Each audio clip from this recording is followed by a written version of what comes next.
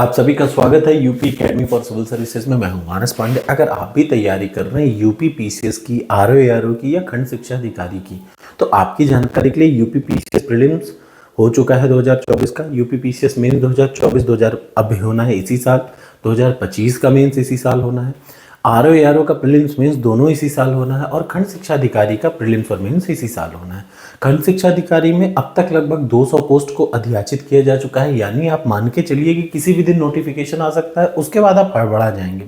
बहुत बेहतर है आप अभी से तैयारी करते रहें और उसी सीक्वेंस में ये तीनों एग्जाम में एक कॉमन बात है, क्या? मेंस। उन तीनों मेंस में एक कॉमन बात है, क्या? Letter writing. और उस लेटर राइटिंग में जो एक चीज कॉमन है वो है अर्ध सरकारी पत्र। इसके पिछली वीडियो में मैं आपको सरकारी पत्र के बारे में बता चुका हूं। आज की इस वीडियो में मैं आपको अर्ध सरकारी पत्रों के बारे में बताना चाह रहा हूं और बहुत ध्यान से सुनिएगा, बहुत इंपॉर्टेंट है। अर्ध सरकारी का मतलब आधा सरकारी। कैसे आधा सरकारी हुआ?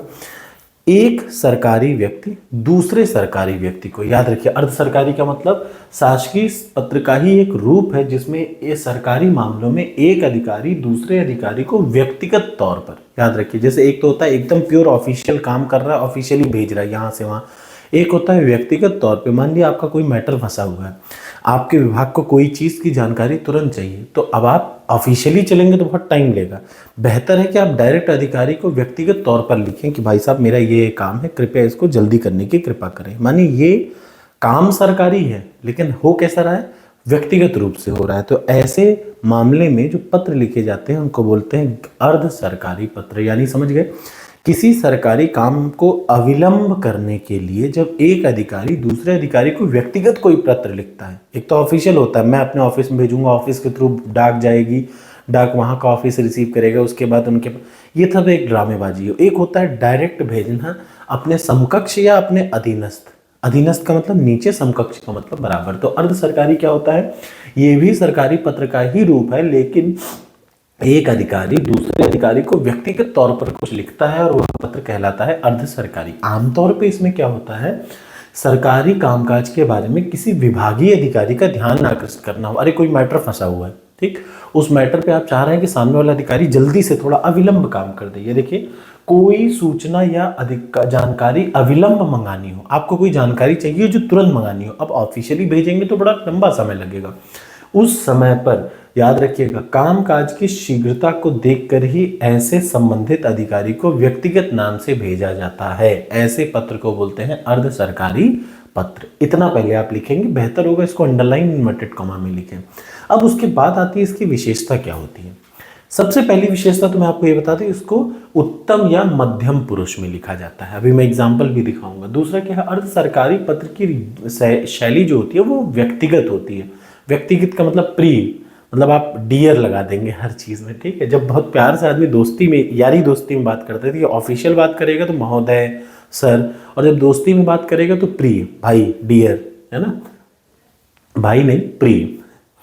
अर्ध सरकारी पत्र का प्रायः समकक्ष या अपने से नीचे वाले अधिकारी को लिखा जाता है। एक और बता दूं, अर्ध सरकारी में एक सरकारी अधिकारी एक गैर सरकारी आदमी को भी पत्र भेजा जा सकता है, भेज सकता है। शासकीय होते हुए भी यह पत्र गैर सरकारी व्यक्तियों को भी लिखा जाता है, ये बात याद रखिएगा। अर्ध सरकारी पत्र मैत्री भाव से लिखे जाते हैं, ठीक। इसमें प्रायः होता क्या है, दाहिने तरफ पत्रांक संख्या और उसके नीचे विभाग का नाम लिखा जाता है। दूसरा, संबोधन सूचक शब्दों में जैसे प्रिय श्री लगाया जाता है। प्रिय मतलब डियर, इंग्लिश में, हिंदी में प्रिय श्री। अच्छा, चूंकि आपके पास कोई ऑप्शन ही नहीं, हिंदी में ही लिखना है आपको, तो प्रिय श्री लिख के ही आप ऐसे ही लेटर लिखने की आदत डाल लीजिए। पत्र समाप्त होने पर भवनिष्ठ लिखकर, याद रखिए भवनिष्ठ लिख करके हस्ताक्षर किया जाता है। बाईं और नीचे प्रेषित का नाम और पता लिख दिया जाता है, याद रखिए प्रेषित, ध्यान से। अब ये प्रारूप आ जाता है, ये है अर्ध शासकीय पत्र का प्रारूप। सबसे पहले पन्ने में दाहिने तरफ ऊपर अर्ध सरकारी पत्र संख्या डैश डैश डैश, यानी यहाँ पे आप कुछ पत्र संख्या लिख सकते हैं। उसके जस्ट नीचे आप अपने विभाग का नाम लिखेंगे, क्या जो विभाग का, और विभाग का नाम लिखने के बाद पूर्ण विराम। उसके जस्ट नीचे आप स्थान लिखेंगे, स्थान जहाँ खत्म होगा वहां पे पूर्ण विराम, और तुरंत उसके बाद क्या होगा, दिनांक, याद रखिएगा। उसके बाद क्या होगा, दिनांक। अब अगला बाईं तरफ आ जाता है प्रेषक का नाम।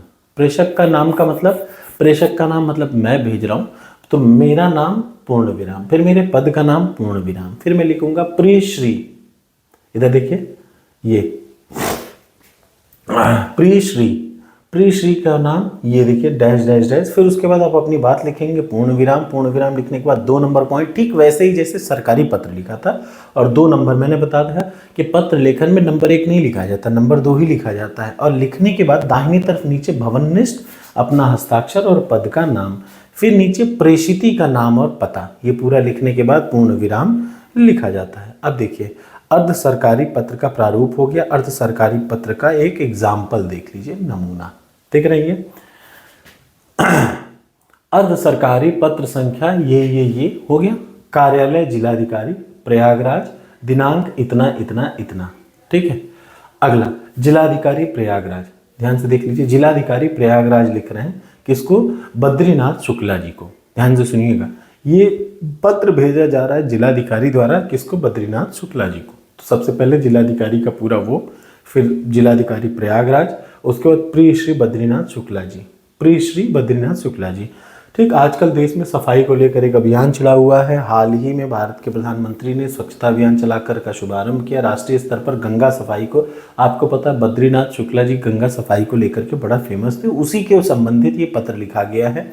वह सराहनीय प्रशंसनीय है। आपके इस कार्य को महत्ता देते हुए प्रदेश सरकार ने आपको प्रदेश सफाई अभियान का ब्रांड एम्बेसडर चुना हुआ है। आशा है कि आप इस अनवरत तरह की सेवा प्रदत्त करते रहेंगे। हो गया भवदी, अब जिलाधिकारी, नाम नहीं लिखना, ठीक। सेवा में किसको लिखा, देखिए उसके नीचे जिसको भेजना है उसका नाम नीचे, सेवा में श्री डॉक्टर दीनानाथ शुक्ल जी, अध्यक्ष स्वच्छ गंगा निर्मल, ये वो, ठीक। एक और देख लीजिए पत्र, अर्ध सरकारी पत्र संख्या, ठीक है। सबसे पहले दाहिने तरफ पत्रांक संख्या, उसके नीचे लोक सेवा आयोग प्रयागराज उत्तर प्रदेश, ठीक। यहाँ पे पूर्ण विराम होगा, ठीक है। उसके बाद दिनांक, दिनांक के बाद 9 नवंबर इतना इतना, ठीक। यह वर प्रिय च जी, जैसा कि आपको प्रिय श्री च जी, प्रिय श्री जरूर लिखिएगा, ठीक है। जैसा कि आपको ज्ञात है कि कार्मिक हम ये लिखने के बाद, पूरा लिखने के बाद देखिए भवनिष्ठ यवरल, और इधर नीचे सेवा में जिसको भेज रहे हैं उसका नाम, ध्यान से सुन लीजिए, ठीक। उप सचिव को भेजा गया है,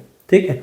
ऐसे ही इधर देख लीजिए, यहाँ पे देखिए इस तरीके का काम। पहले क्या था, कई बार मुझसे गलतियां हुई थी, मैं पूर्ण विराम सही जगह पे नहीं निकालता था, उसकी वजह से नंबर कट जाते हैं। देखिए जहां जहां खत्म है वहां वहां पूर्ण विराम आप जरूर लगाएंगे, ठीक है। तो ये है अर्ध सरकारी पत्र का नमूना। अगली वीडियो में आपको इन दोनों के बीच में अंतर बताऊंगा और आपको एक मैं लाइव पत्र दिखा दूंगा ताकि आप समझ पाएं।